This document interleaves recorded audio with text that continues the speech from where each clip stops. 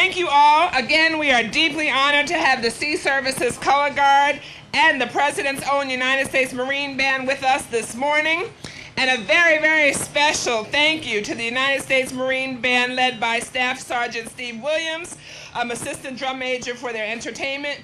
And we'd like to thank them for their participation in today's program. Aren't they wonderful? I mean, aren't they really wonderful?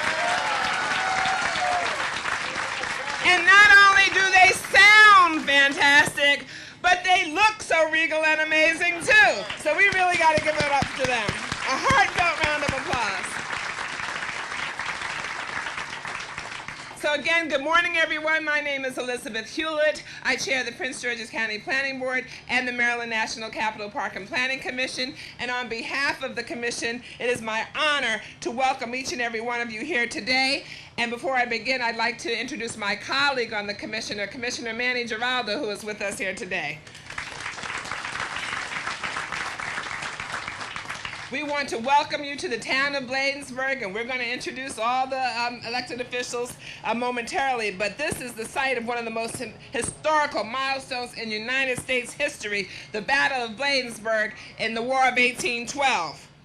And those who fought here exactly 200 years ago, they may have failed to stop the British march into Washington, but they were valiant, they were courageous, they were brave, they were undaunted because they refused to retreat.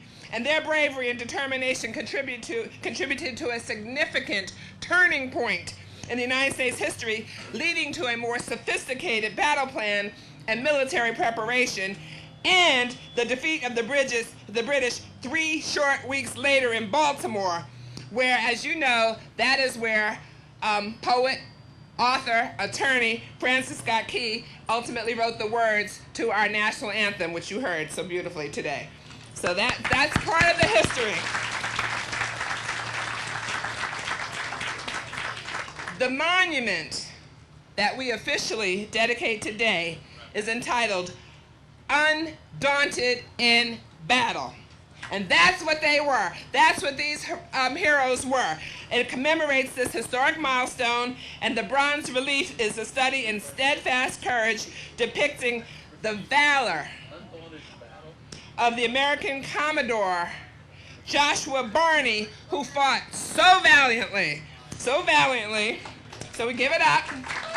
I know he's watching from somewhere, never dreaming that he would be recognized 200 years later. Also, it depicts Charles Ball, who was a former slave who served in Barney's flotilla. And he was a former slave and author who really captured the horrors of slavery. And you may hear a little bit more about that from our county executive, possibly. But he was one of the African Americans that fought in this war alongside Joshua Barney.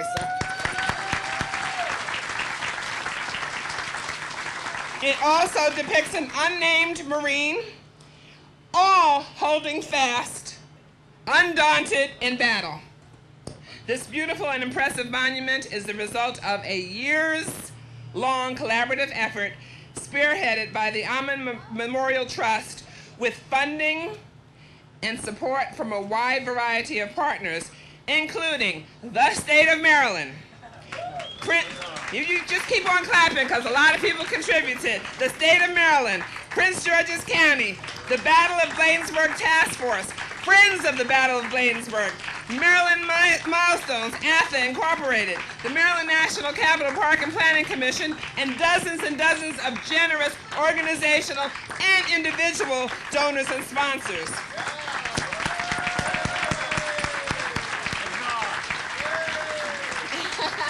That's right. We will hear from several of these partners in just a few minutes, and we will meet the amazingly talented artist who designed this monument, Ms. Joanna Blake.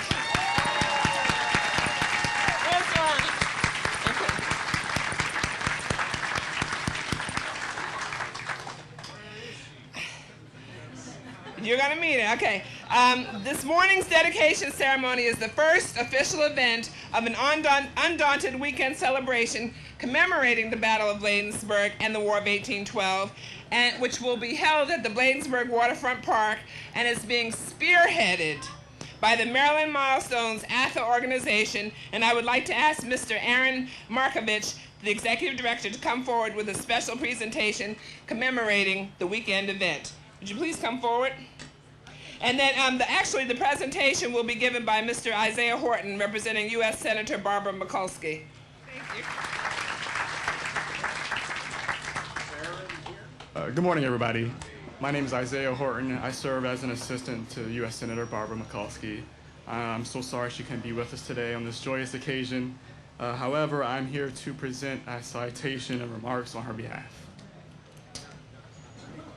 Unfortunately, Erin is across the street over at the Waterfront Park, so I'll accept it. Oh, perfect. This citation is presented to the patriots of Prince George's County on the occasion of the bicentennial of the War of 1812, Battle of Bladensburg, in recognition of the hard work of all the partners in creating a community-wide commemoration and monument of this historic chapter in the history of our great nation. Signed, Barbara A. Mikulski, your United States Senator, on this day, the 23rd of August, 2014.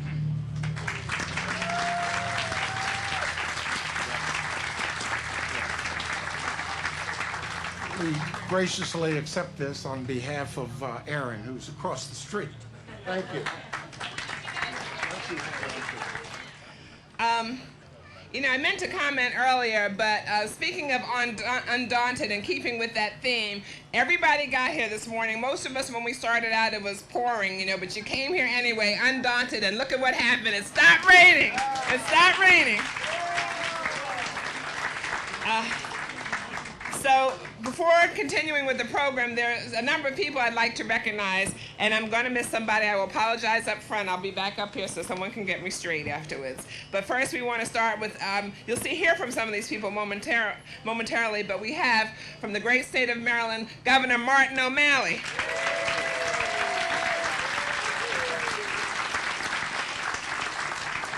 From District 27, we have Senator Thomas V. Mike Miller, President of the Senate, of course, and we have delegates Jim Proctor and Joe Valerio. That's not right. The district's not right anymore. So there you go, okay. We also have Senator Victor Ramirez from District 47. We have Al Collins from Maryland Department of General Services. Now, you're going to hear more from this gentleman, but, you know, you're really going to have to give it up because you talk about a team player in this heat. We have to give it up to Prince George's own County Executive, Rashawn Baker III, who came fully decked out. Thank you. We also have Andrea Harrison, representing the 5th Councilmanic District. We have Adam Ortiz, representing the Department of the Environment. We also have our brand new, still, Chief Administrative Officer for Prince George's County, Nick Majette. And we also have Delegate Doyle Neiman present today. Okay, thank you. We have, from the city of Greenbelt, we have Mayor Emmett Jordan, and from the town of Bladensburg, we have Mayor Walter James Jr. We have John Bruner, former mayor, University Park. There he is, okay. And then we have Jay Davis, from the city of Greenbelt, we have Councilmember Jay Davis. And from Bladensburg Council, we have Trina Brown, I'm sorry, I can't even read this. Trina Brown, and I know that. Trina Brown. We also have Lita Mack, council member, City of Greenbelt. And Diana Fennell, former mayor, Colmar Manor. We have former Senator John Giannetti Jr., former state senator. We have Bill Pensek, Executive Director, the State of Maryland War of 1812 Bicentennial Commission. Lieutenant Colonel E.J. Morehouse, Defense Policy Team, Foreign and Security Policy Group, British Embassy, Washington, D.C. From the Department of Parks and Recreation, we have our Director, Ronnie Gathers, and Deputy Director, Darren Conforti. We have Ed Day, Acting Assistant Division Chief, Natural and Historical Resources Division. We have a number of other folks from the Department of Parks and Recreation. I'm just going to ask you to stand or wave your hands. It's too many to introduce, but we're very thankful for them. Okay. I am sure I messed up. I'll be back up. Someone will pull my coattail. In addition, I would also like to especially acknowledge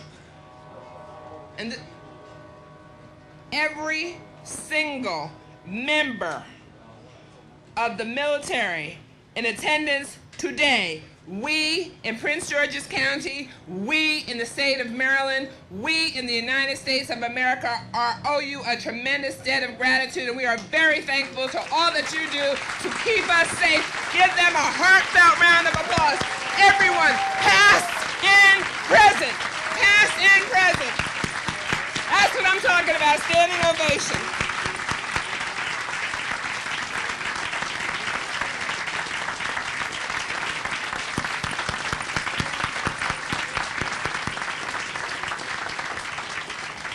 We also want to thank the Bladensburg Volunteer Fire Company and the Prince George's County Fire Department for the impressive backdrop. You see the fire trucks with the flag? Is that not beautiful? With the ladders and the flag.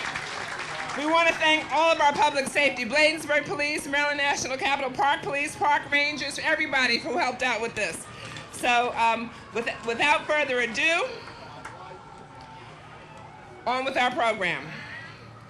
We are delighted to be joined this morning by Maryland Governor Martin O'Malley, under whose administration has led a multi-year statewide program to mark the bicentennial of the War of 1812 and the historic role that Marylanders have played in that conflict. I have to tell you, Governor O'Malley has supported the Star-Spangled Banner National Historic Trail Program, which includes Bladensburg Waterfront Park as a site, as well as hundreds of statewide and countywide programs to commemorate the War of 1812. You may or may not know this. He is also a direct descendant of a War of 1812 veteran. And he not only participated, but he led the Maryland Board of Public Works in approving a $125,000 bond bill to help fund the memorial that we dedicate today. So ladies and gentlemen, put your hands together for the Governor of Maryland, Martin O'Malley.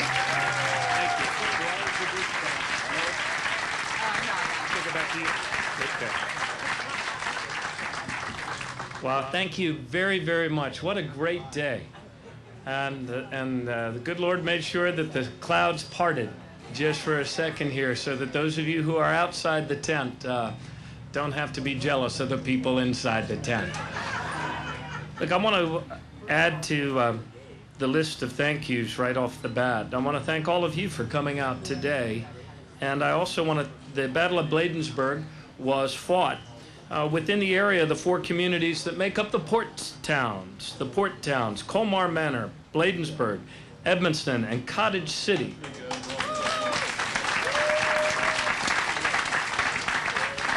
The same Cottage City that our talented sculptress Joanna Blake of Cottage City calls home.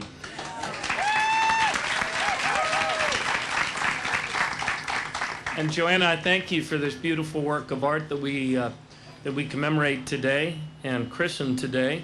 And your art will live beyond your years and beyond ours. I also want to say thank you to Bill Pensek. Thank you to the Star-Spangled Banner team. Thank you, John Gianetti, President of the Almond Memorial Trust.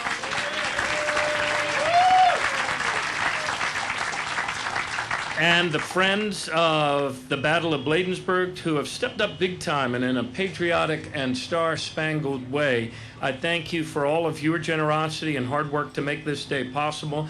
Thank you also to the other organizations involved in support and fundraising for this project, the Port Towns Community Development Corporation, Anacostia Trails Heritage Area, the Maryland National Capital and Planning Commission, and thank you to all of the state senators and delegates who sponsored the 2011 state bond bill, which awarded funding to this fitting monument.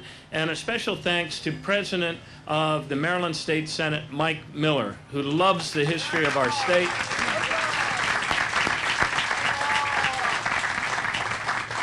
Mike, thank you for all of the difficult things we've had to do over these years. I think there are a few that we've enjoyed working on together as much as the commemoration of the War of 1812 here in the state of Maryland. I also want to welcome two other people who came a long way to be here.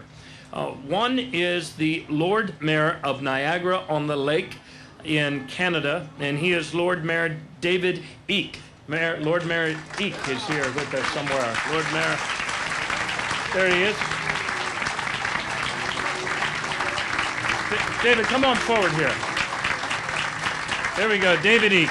Mayor, thanks a lot. Thank you for coming. And God bless Canada. And David, you dress just like all of our Lord Mayors dress. I also want to welcome from, they flew all the way here from Ireland, from the town of Rostrevor, where General Ross was born.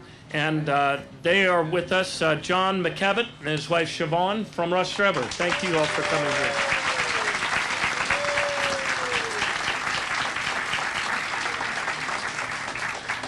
When I was last here with many of you in June for the ribbon cutting of the Star-Spangled Trail, I was able to see only a partial view of this monument. It was surrounded in chain link fence and some tarps and the like, and I can now see it fully. And it is such a great moment captured. Kind of a spiritual experience to actually see the forms of those three men emerging in 3 dimensions. I'm thinking about 200 years ago. I'm thinking about the fact that our own Star-Spangled Banner was sewn together by black and by white hands, that enormous Star-Spangled Banner. I think about the white and black hands that dug trenches all around the city of Baltimore as the shock and awe force that had burned our nation's capital was making its way north. And I saw a lovely newspaper picture of the sculptress whose work here we celebrate today, Joanna Blake, working alongside her daughter, 2 years old, maybe 3 years old, 4 now, finishing up work on the cast. Again, more hands coming together. We revere memory, even when we can't know exactly what happened. But the larger import of the past, the sacrifice and the heroic nature of those soldiers, is immensely clear.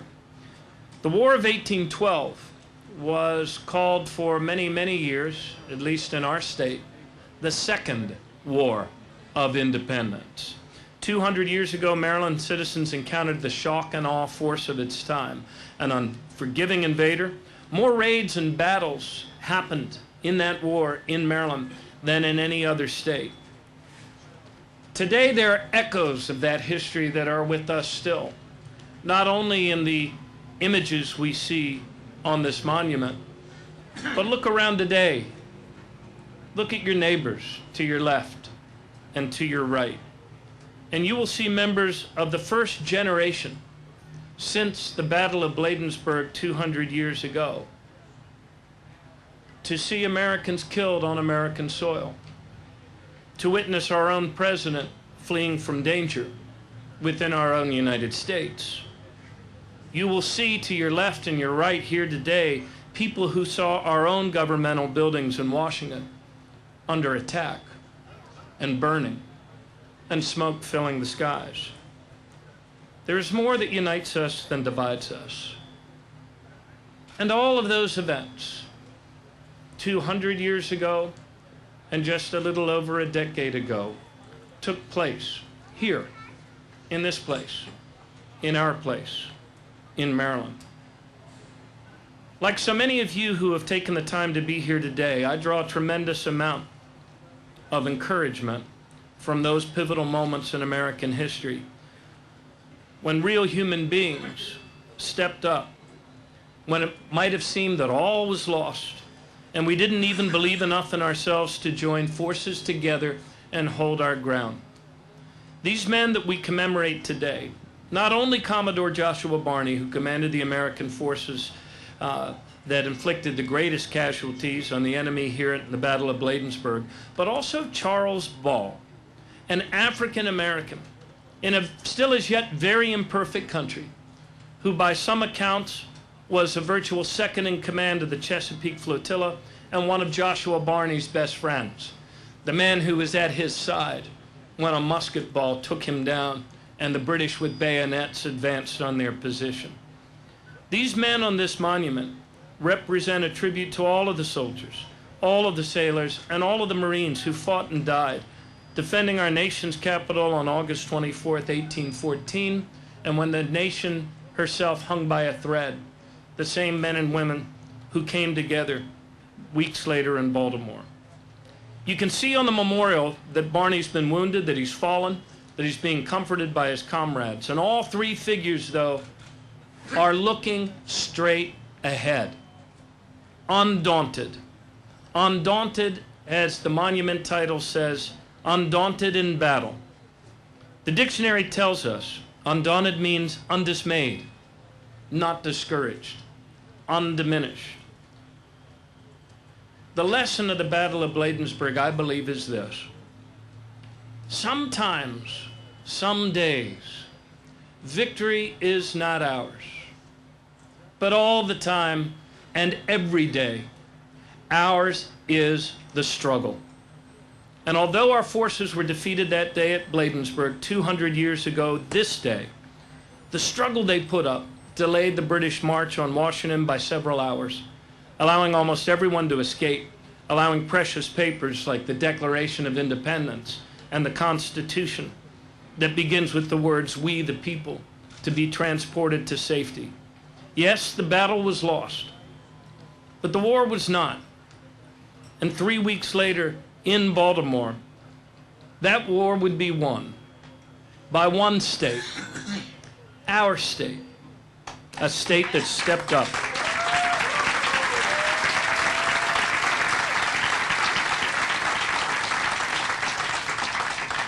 One state took responsibility.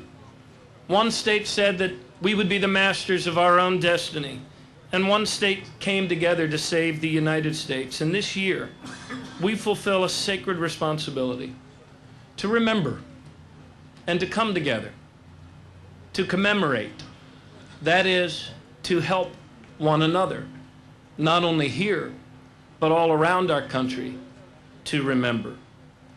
Remember that our country often goes through times when it seems like the odds are stacked against us and there's no way that we'll be able to come through to the other side. Remember that the night is darkest just before the dawn. But we all possess a power far greater than the forces sent against us or any challenges that we may confront in the future. And that is the power of the belief that we share. A belief in the dignity of every individual. A belief in our own responsibility to advance and, yes, at times to defend with our lives the common good. An understanding that, in fact, we are all in this together, that we need each other, and that we must help each other if we are to succeed. Many hands united to stitch that flag. Many hands united to fight the Battle of Bladensburg, to win the Battle of Baltimore. And many hands are needed to move our country forward today. May God bless you all.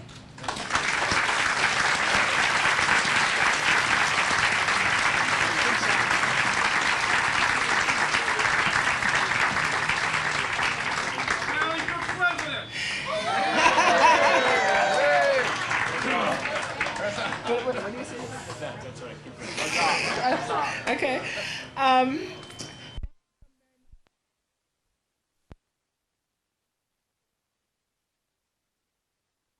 And I do want to thank the governor also for not only for his remarks, but for acknowledging the port towns. I'm going to ask each and every one of you to give a round of applause to the port towns. We not only Bladensburg, the town of Bladensburg, but also Edmonston, Colmar Manor, and Cottage City, all of whom are represented here today. I know you can do better than that.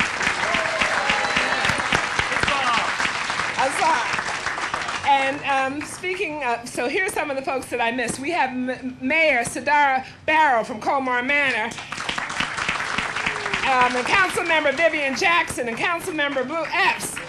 And from Cottage City, we have Vice Chair Patricia Gross, Commissioner Donna Hayes, Commissioner Sheila Butler. So let's give it up for each and every one of them.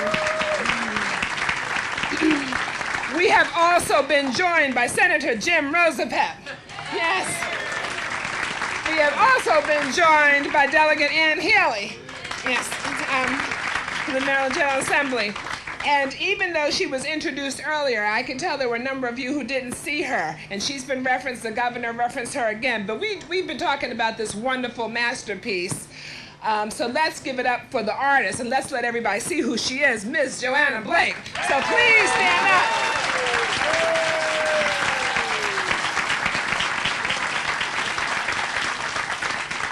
Thank you. So, I'll be back, I'm sure. I'm sure there's somebody I missed.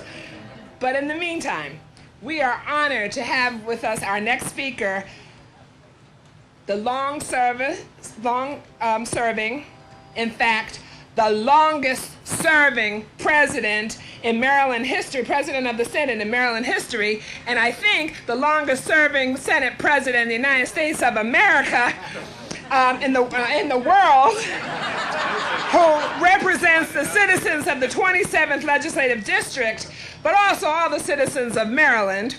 He is Senator Thomas V. Mike Miller. He is a strong advocate of programs and projects that improve the quality of life for all Marylanders.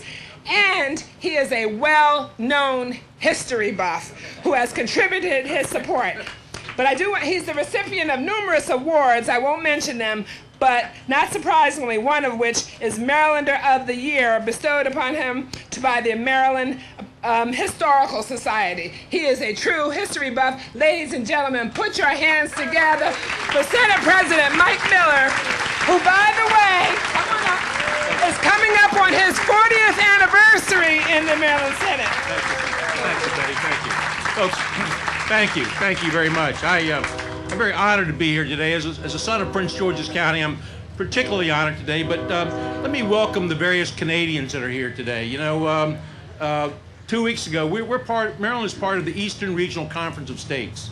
And as part of the Eastern Regional Conference of States, we have Canada joining with us. And so 2 weeks ago in Baltimore, we had people from Ontario, people from Montreal, people from Toronto, people from Ottawa. They are wonderful, wonderful, wonderful, wonderful people. And they, like ourselves, are celebrating because they're celebrating victories in Canada. And some of you know, and I know I saw a couple of them fringe when our good friend Betty used the phrase undaunted courage and refused to retreat, and I saw them because they've got a different version of this battle, and you know, and but anyway, they are here today. So we have official delegations from Canada. If they would raise their hand, Mayor, if you'd raise your hand, the delegations from Canada, please. We welcome you here today. Thank you very much. Come forward, please. Thank you so much for coming all the way to help us celebrate this day. Thank you very much. God bless you. Thank you so much. Now, I also want to thank our great governor. When Mr. Gianetti asked me to see if I could get the governor to come here, this was a year ago, it was a very easy ask.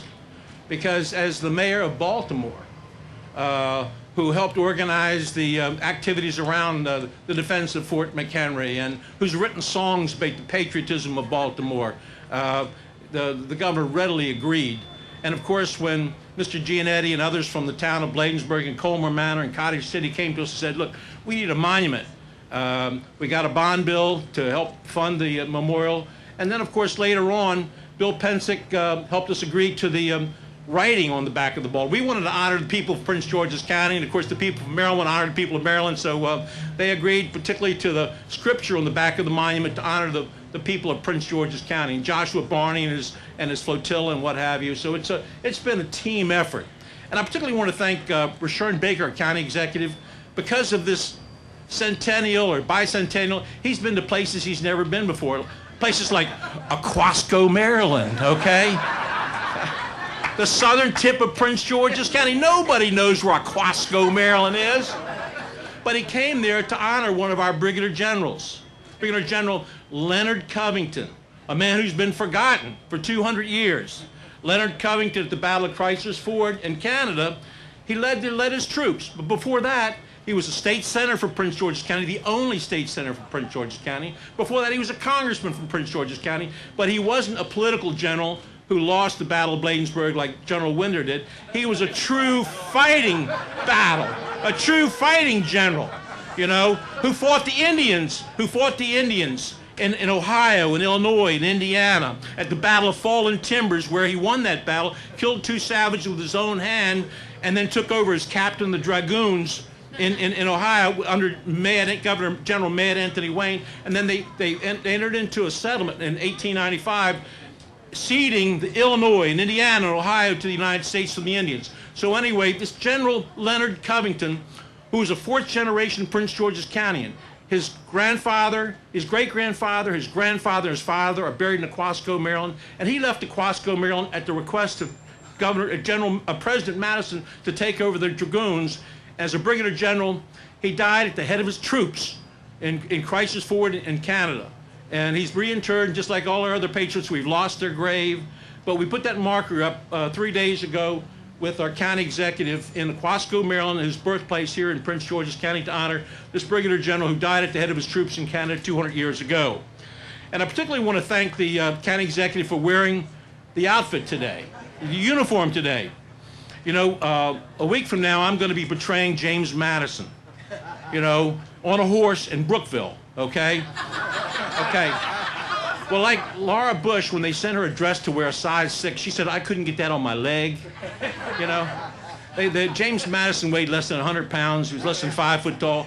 I couldn't get his outfit up my leg either. And it's got to be a very big horse to hold me, I can tell you that, and a very gentle horse as well. Okay, so we're going to be celebrating that a few days from now. And then on the 13th, we're going to culminate with the Battle of Fort McHenry, where our Canadians came and helped us celebrate that just a few weeks ago. So it's a great day for Prince George's County because it's about our heritage. It's not about a victory or defeat. It's about our heritage. What happened is, the reason we were in Aquasco several days ago is the British landed 4 days ago in Charles County. They had 4,000 troops. They were told to stay close to their ships. They really didn't plan to invade Washington, D.C. at all, but they had 2 very ambitious people involved, Admiral Coburn or Cockburn, General Ross, and they proceeded up alongside parallel, but they feinted toward Fort Washington, they feinted to Barney's flotilla, they feinted to Baltimore, they feinted to Annapolis. So the defenders, the militia, did not know where to defend. They didn't lay any trees in their path, they didn't skirmish them, they didn't use sniper fire, everything wrong went from the very beginning, as soon as the British landed. 3 days later, actually 3 days ago, this time 2 years ago, they marched past Aquasco, came to Upper Marlboro, came to Forestville, and came to Bladensburg. And they got to Lowndes Hill over here. You know, in the military, you take the high ground and hold it. The Americans had the high ground. They had this hill on this east side. For some unknown reason, the night before the battle, they abandoned their defensive position, crossed the eastern branch of the river, the Potomac River, now the Anacostia, and set up defensive positions. What did they do? Well, when Ross came and Cockburn came, they looked from Bladensburg, they looked with their spyglasses. What did they see? They saw people in civilian attire across the street. They saw people without guns. They saw people that hadn't destroyed the bridge across the river. They saw people that were troops over a mile behind. They saw guns placed in ravines that couldn't even see over the ravine to attack where the bridge would, where the fight would come across the bridge. So as a consequence, the British saw that they weren't prepared to fight the battle because there had stragglers going all the way back to Upper Marlboro, but they saw this militia is prepared to defend them, and they knew the time was right. So they said, let's attack. And Colonel Thornton got on his horse, led the battle, in those days, leaders lead from the front, just like Leonard Covington did in Canada. Came across, and for an hour there was a standoff back and forth, and then the Congreve rockets came, and the Americans fled. They fled. Francis Scott Key fled, too. He was an aide to General Smith of the militia, and he fled. And it was because he fled, and because it was the burning of the Capitol, the burning of the White House, the burning of our capital, United States. And in fairness to the British, we had burned York. We had burned York earlier. The British had started by burning Havre de Grace and Georgetown and Fredericktown and stuff like that. But we burned York and destroyed their parliament. And so they thought it was only fair that they destroyed our capital and our the White House. And but in fairness to them, they left our private homes intact. So it was a defeat, but what it did, it galvanized the opinion of the American people. Just like the British made the mistake of sending the Hessians in the Revolutionary War, they sent Germans to fight their fellow citizens, which galvanized the American people. You know, by burning our capital, that galvanized the American people. So it did three things. One, it said to us, we need no more militias. We need a standing army. Okay? We took on a war with Great Britain, had over 1 million people in the field fighting France and elsewhere with 15,000 people in uniform. We took on with Britain with less than 14 boats. They had over 1,000 ships of line stuff all over the world. We had less than 14. They weren't even ships; they were boats, you know. But we thought to take on this world power because of people. We weren't ready for war. These war hawks, you know. Henry Clay, John Calhoun says we can take Canada with a militia from Kentucky. That's how wrong they were. And we believed them and we went to war. So we learned a lot of things from the war, but what we also learned was that we can come together as Americans. We came together, we stayed together, we united together, and later on, 2 weeks later, 3 weeks later, we went together with militia and standing army. The citizens knew what would happen if we didn't fight and win. We won the Battle of Baltimore. Later on, we won the Battle of New Orleans, and we came together as a nation. Folks, we've had the best of all worlds here in Prince George's County. We're from Prince George's County.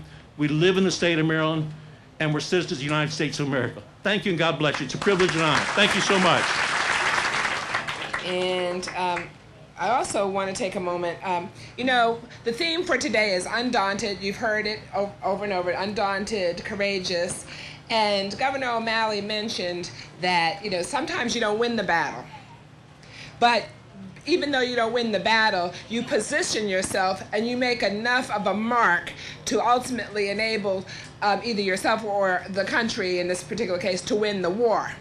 So, if you were, I want to get to our next speaker, but if you were to look in the dictionary, and if you were to look up undaunted in the dictionary, and if you wanted to look up courageous, and particularly undaunted in battle, think 2002, 2006, you would see a picture of our own county executive, Return Baker III. And that is a man who remained undaunted in battle and emerged to win the war. And he looks out for Prince George's County like no one else. He is amazing. He came down here dressed in his full regalia to depict the War of 1812. He has been a champion. He is a true history buff. He is a champion for Prince George's County. Not just during his term as county executive, but for years and years before in the legislature and just as a private citizen. So ladies and gentlemen, you put your hands together to recognize our own courageous, undaunted in battle, in full regalia. You don't need to see, you can see he's a history buff. Show him some love. Show him some love. County Executive Return L. Baker III. Thank you, Betty. Now, I don't know, there might have been another word for keep running and losing, but I'm glad to use undaunted. First of all, I want to thank a couple of people from my office who made it possible for me to actually be able to participate in this, and actually did all the work. As much as I wanted to, they actually did it. And I don't know, I didn't see Dr. B. Tignor, if she's here, but can we give her a round of applause? And our Deputy Communications Director and Press Secretary, Scott Peterson, has learned a lot about history. He's done a great job. We are certainly lucky. I don't have to say a lot here because you just heard from two really great historians. Our governor, who understands and appreciates history and the symbolism of history. As someone who studied history in undergrad at Howard University, I appreciate our governor's understanding how that teaches our young people about leadership and other things. So if we can give the governor another round of applause. And I was so glad that I got to figure out where Aquasco was. But more importantly, I was glad somebody drove me because I'd have got lost. But I was glad I went because, and I mean this sincerely, I heard the best history lesson I have ever heard. And like I said, I came from Howard University, which is rich in history. But our Senate president told the story about the War of 1812 and the significance of Prince George's County and the state of Maryland and its role to the country. And it made me think of something when I was doing one of those runs, and I ventured down, his way. And I was in a school in Surrattsville High School, actually. And I was there, like every other politician, trying to find some votes. And they were complaining to me. And then the president of the Senate shows up. And I expected them to go and start complaining to him. And they did not, which I figured they were scared of him, but they weren't. What the guy said to me next to me said, he said, yeah, we know him. Not just election time. We know him because he comes in and he teaches our children history. Quietly, he goes to Surrattsville High School. It's a true story. And he teaches history.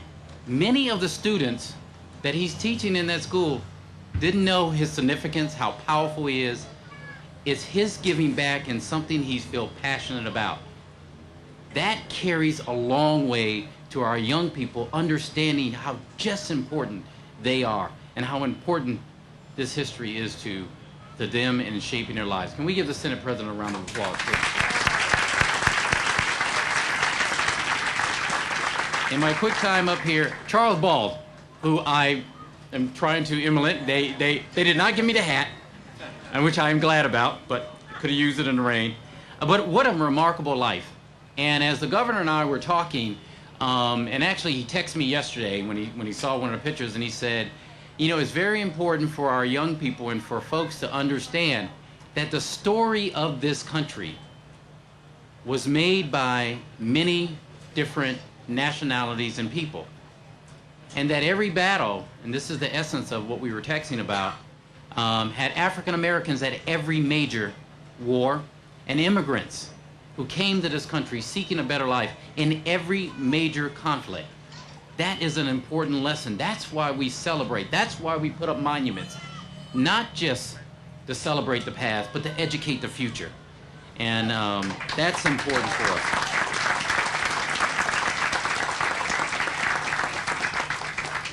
So what a better way to commemorate 200 years than to have this beautiful monument here. And Joanna, I just want to say that, I'm a big fan of artists, and especially artists getting jobs. So I have two at home. But isn't this great? I've got a replica. Can we, John Giannetti and the artists, can we give them another round of applause for a great, Berkeley can stand up. So the takeaway, this is a lesson in leadership, courage, and liberty. What greater thing can we leave our children than every time they walk across this, to see this, with African American immigrants fighting for the liberty of this country, this state, and this county. Thank you.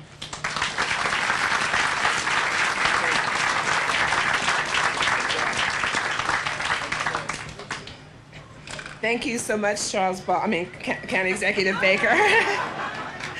I was remiss in not mentioning that County Executive Baker was such a proponent of the celebration and commemoration of the War of 1812 that he established and appointed the Prince George's County Committee on the War of 1812 to oversee and lead these activities. So we do want to give him a hearty round of applause again. She inherited a legacy, and she took that ball and ran with it. She has taken a personal interest in the War of 1812 and participated in planning and generating support for these activities. She is a die-hard advocate for Prince George's County. Put your hands together to welcome Councilmember Andrea Harrison.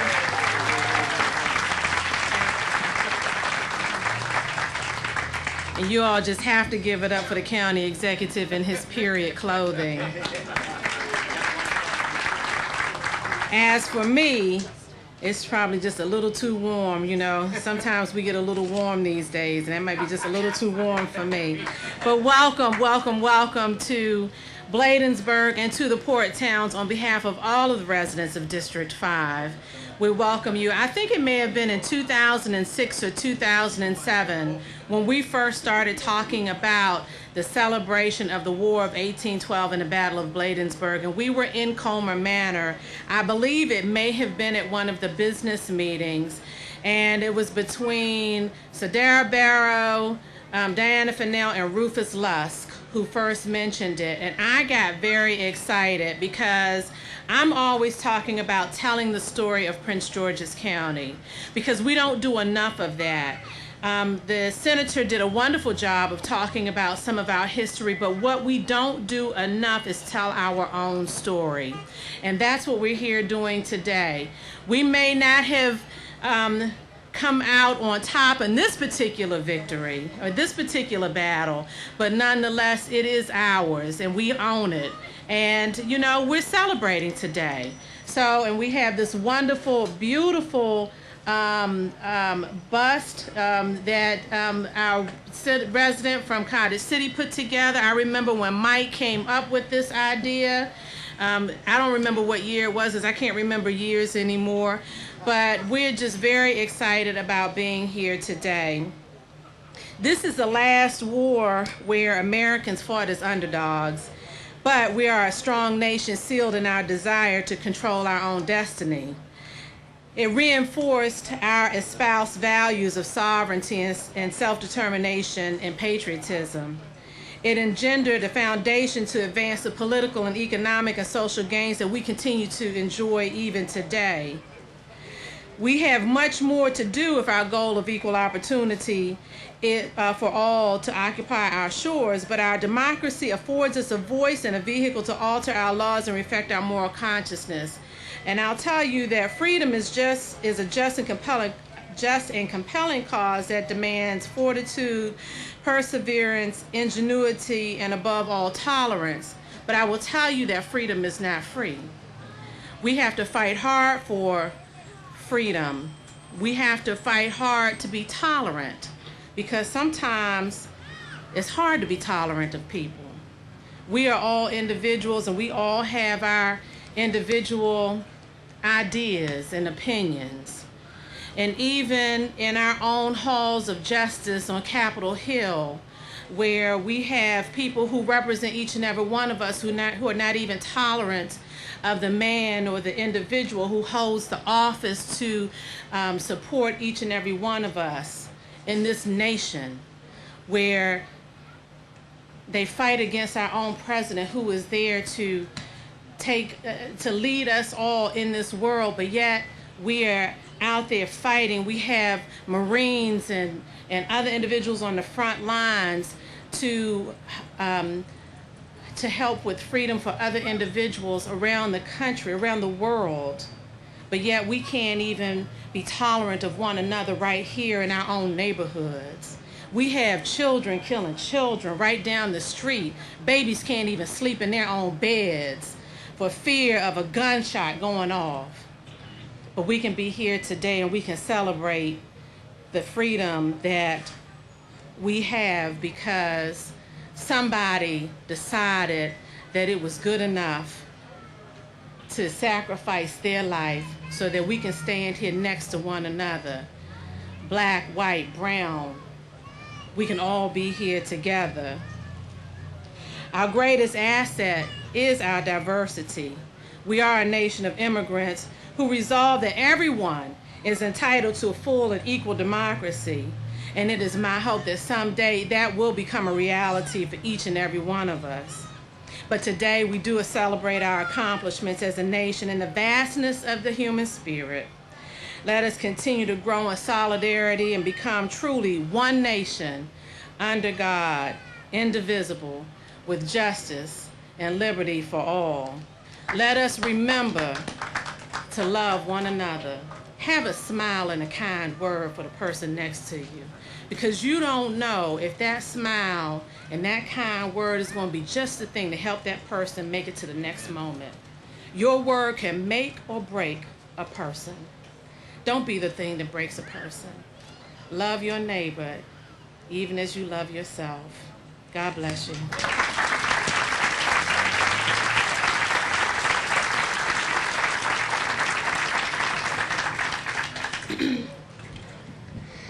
Thank you so very much, Councilmember Harrison, for putting things in perspective for us, for your powerful message, and for giving us our marching orders as well. Our very next speaker is one of the driving forces, and perhaps the driving force behind the Monument Project. John Giannetti is a well-known historic preservation professional who currently serves as chairman of the Ammon Memorial Trust, which is one of the groups that spearheaded the fundraising for the Battle of Bladensburg Memorial.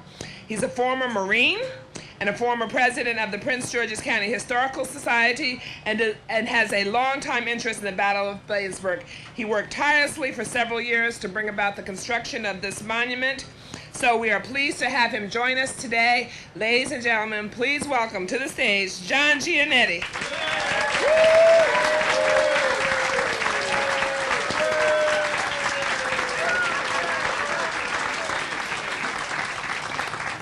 I've been warned that we're running over our time limit here, so we're going to try to move right along. And let me just say, I was out here yesterday and I was thinking the monument was very dusty and from all the work that's been going on, and I was just thinking, gee, if there was only some way that we could get some water. Be careful what you wish for. But anyway, we're here, and this is certainly a very happy day, not only for me personally, but for the Ammon Memorial Trust, a small committee of volunteers who had a dream 5 years ago. Our dream is a dream no longer, it's a reality. The mission of the Trust is to promote and assist the preservation of the history and heritage of Bladensburg. So today, at long last, we are here to say thank you to the Americans that marched out here to Bladensburg.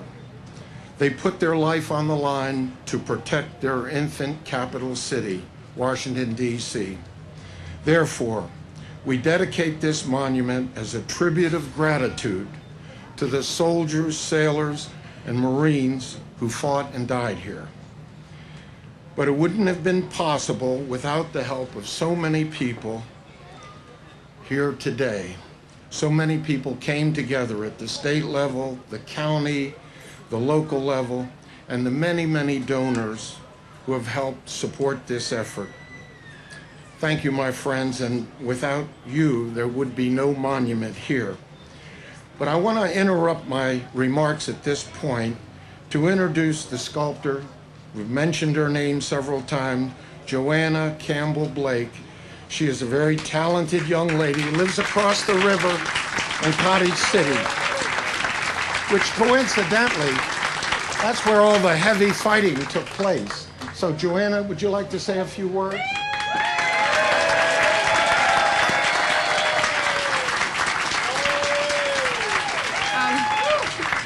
Thank you. I don't do a lot of public speaking. I prefer instead to communicate through art. And in a way, all art is a form of storytelling. It's the artist conveying their ideas and their story to the viewer. But monumental art making is a little bit different, because this might be my vision, but it's not my story. This is our story. And I hope that the monument not only brings awareness to, but becomes part of the larger narrative of this place. In my work, I strive to capture that single dramatic moment that unfolds an entire narrative. So what is the narrative? What is the story of this place? And how do you commemorate a defeat? That was the challenge 5 years ago when the Ammon Trust first approached me about this project. And I tried to portray this solemn event in a couple of ways. The first way is through the architecture. The basic shape of it is more closely related to a mausoleum than to the towering triumphant monuments built after the Battle of Baltimore. Excuse me. The second way the monument tells the story is through the sculpture. Commodore Barney is presented not in a moment of glory, but shortly after he is wounded. The other more important thing that I hope the sculpture conveys is that even though he is wounded, he is not alone. The three figures are united in a single purpose. They are undaunted. That, I believe, is the narrative of this place, and because it is also my community, it has been an honor to have been chosen to help tell this story. In addition to all of the people whose names are on the back of the monument, there are just a few more people that I really need to thank, and really, if I thanked everybody, we would all miss the party that's already in progress across the street. But my parents are here today, and I want to thank them for not once ever saying, "You want to be what?" Ray Caskey, my colleague and mentor, I could never have dreamt of a more auspicious beginning to a career in sculpture than working with you on the National World War II Memorial, so thank you. Ed Day, Anthony Nolan, Lynn Gully, Alexander Taff, and all the amazing people that I got to meet and work with Maryland National Capital Parks and Planning. I got it off, Ed. I was happy. That was such a tongue twister for me. Richard Irvin with Maryland Archaeology for all the answered emails, over 100, most of them about cannons. And I have to thank my models. If you get a chance to check out the photos in the information tent, you can see what a huge contribution they made to the sculpture. Actually, Governor, when we were in Annapolis and we were defending our bond bill, I remember you asked me if the guy in the center, if Mike Miller had posed for the Commodore Joshua Barney, and I should have said yes, right? That would be great publicity. But actually, I can't give you credit for that because it was Myron Peterson of Ships Company who was here today. They're all standing out there getting wet, but thank you, Myron. And Myron is here dressed as the Commodore today. Gunnery Sergeant Tom Williams of the U.S. Marine Corps, who represents all of the Marines who fought in the battle, and Robert Stewart, who posed for Charles Ball. Where is Robert? Right here. Thank you, Robert. When I met him at Fort McHenry at Defenders Day 4 years ago, he was dressed just like he is in the sculpture. And Robert is here today with his family and members of his church family, and some of his relatives have come from as far away as Trinidad. And some of their descendants actually fought here in the Battle of Bladensburg 200 years ago. So I just made some remarkable connections. So thank you, Robert, for your contribution. Yeah. And you know, even though his name is on the back of the monument, I have to thank John Giannetti. If you've had the pleasure of meeting him, then you know that this monument, this project, has been his baby. He has called everyone repeatedly, especially those of you holding public office. You know about this project, so but seriously, this wouldn't have happened without you, John. And this might be a memorial to the Battle of Bladensburg, but it also stands as a testament to what the sheer will of one man can accomplish, because you are also undaunted, so thank you.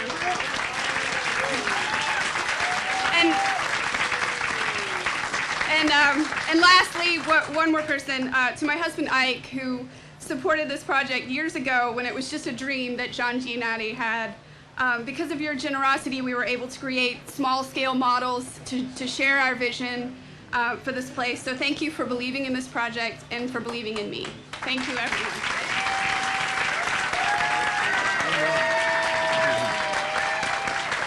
Good job, Joanna. You know, the first decision that the Amen Trust made was to select a sculptor and to create this monument. What a joy it has been working with you these 5 years, and it was really, we've never regretted that decision, believe me. You know, as a former Marine, I think I'd be remiss if I didn't mention a few words about the Marine Band here. Few people know that during the Battle of Bladensburg, the members of the Marine Band in 1814 actually engaged in the battle. They put down their instruments, picked up rifles and bayonets. And I have here, and I was talking to the gunny earlier, Some say that was the last time they've been in action, the band, that is. But of course, I'm sure he was joking.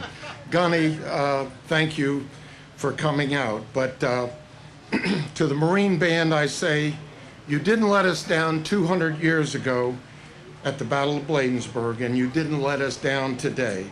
Thank you for coming. Semper Fidelis, always faithful.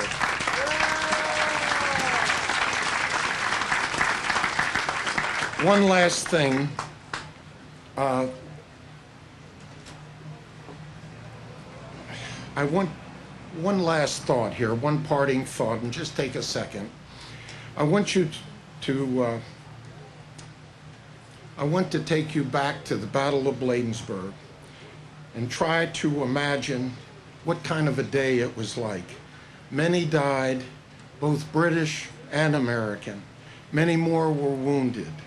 Cannons were rolling along the roads, military equipment scattered everywhere, rockets flying through the air, the smell of gunpowder and smoke, horses, wagons, muskets, bayonets, all has vanished, gone into the dead night of the past. But now we have this memorial, this monument right here to remind us of what happened on this very ground. And to use the words of M.T. Travelin, they who are gone are still here. Though hidden, they are revealed. Though dead, and yet they speak. And what do they say? They say, always be prepared and learn from history. And to Commodore Joshua Barney, I wish to say, Commodore, your leadership and valor were the dominant qualities of your matchless character. You still inspire us, and you have given us a legacy of courage and a resolute spirit. And to the Marines and flotilla men, and to the others that fought and died here, you are entitled to the lasting gratitude of our country. We thank you.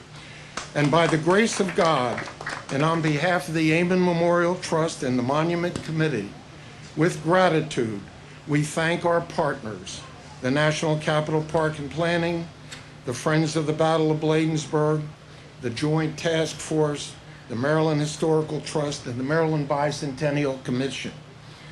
Therefore, we, the Amen Trust, after 5 years of toil, hereby give you, the people, this monument, undaunted in battle. Thank you.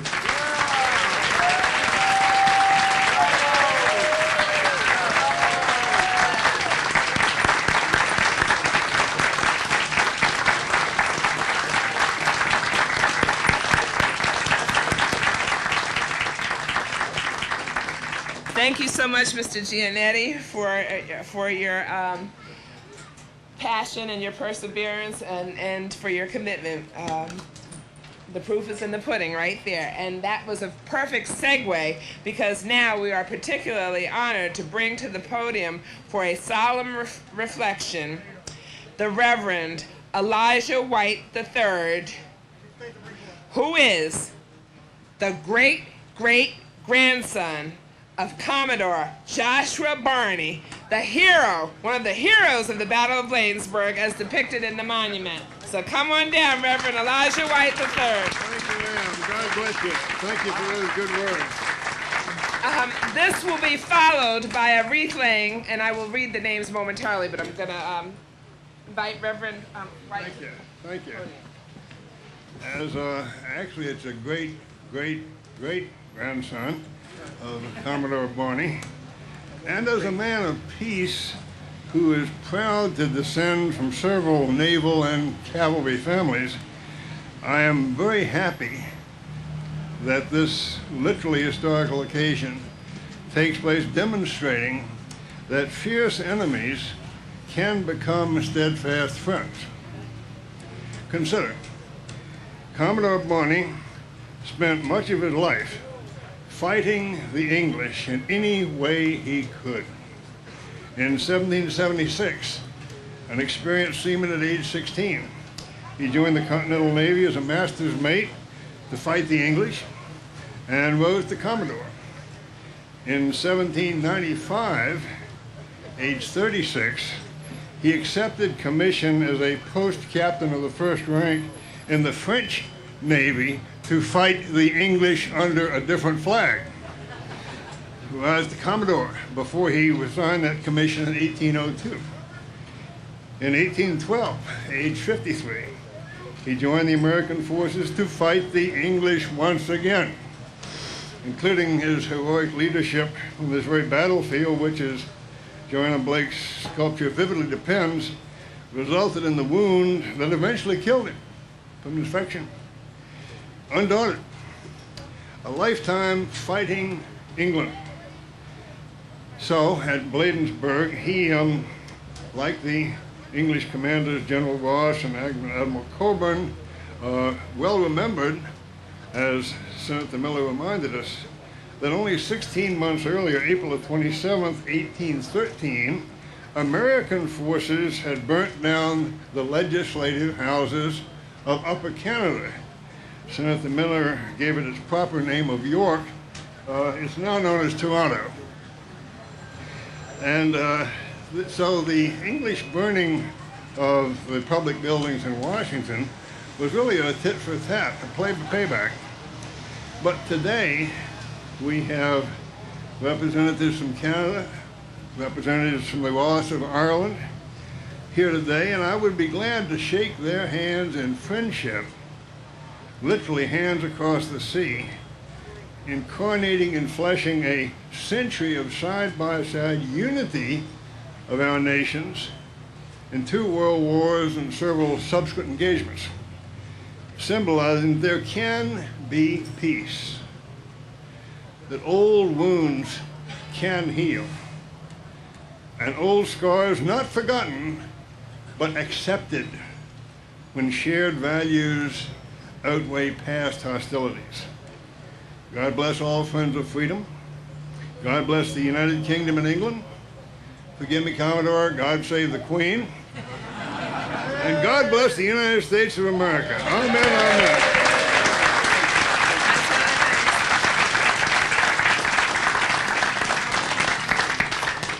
Thank you so much, Reverend White, the great-great-great-grandson of Joshua Barney. I had missed one of those greats.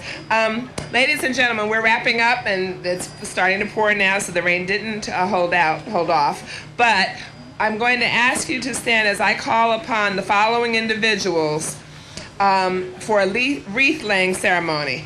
Brigadier General William F. Mullen, Jr., Director, Capabilities Development Directorate, Marine Corps Combat Development Command. Captain Monty Ulmer, Commanding Officer, Naval Support Activity, Washington, United States Navy. Lieutenant Colonel E.J. Morehouse, RM, Defense Policy Team, Foreign and Security Policy Group, British Embassy, Washington, D.C. Colonel Rick Thompson, Defense Cooperation Attaché and Acting Defense Attaché, Embassy of Canada, Washington, D.C. And Staff Sergeant Benjamin Albright, who will sound taps. So, ladies and gentlemen, please stand as they